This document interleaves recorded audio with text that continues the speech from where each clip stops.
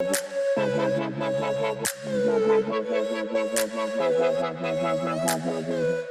what was it about Sweaty Betty that kind of makes them Mm. different? Like what stands out to you about the brand, or stood Yeah, out to you about yeah. the brand? It's a smart thinking in that interview. I don't remember saying that, but I'm quoting you so directly. true.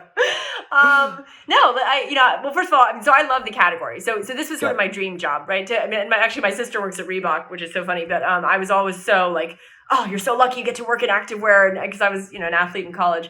So category wise, it was just a dream. And I think what I loved about the brand and what has stayed so true today. And again, we're 22 years old, right? So there's a lot of heritage and it's a lot of history.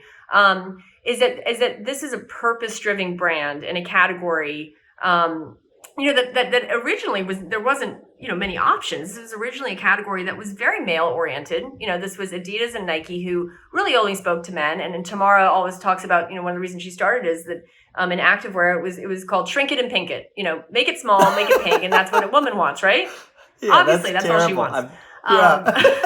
So there was such an opportunity to build a business that was really speaking to the female customer, and to really understand what fitness and wellness meant to her. And I think that our competition, lots of different brands have addressed that question differently. And I think from a Sweaty Betty standpoint, we take our fitness very seriously. Our product is extremely technical. I would argue as technical as any of the competition.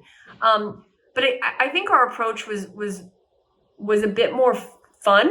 We really wanted to make this a product that allowed women to express themselves, to play with color, to play with print, and to make sure that the brand wasn't preaching and wasn't saying, you need to look like this, you need to go do this to be fit.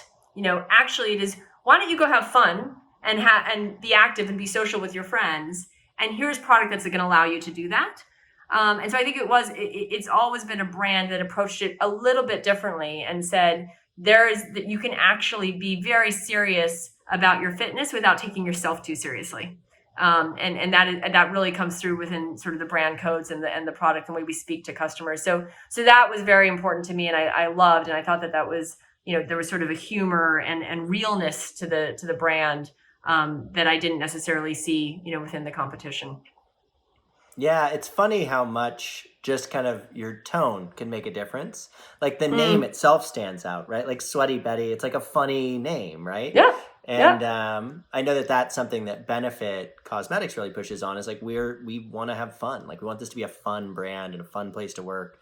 And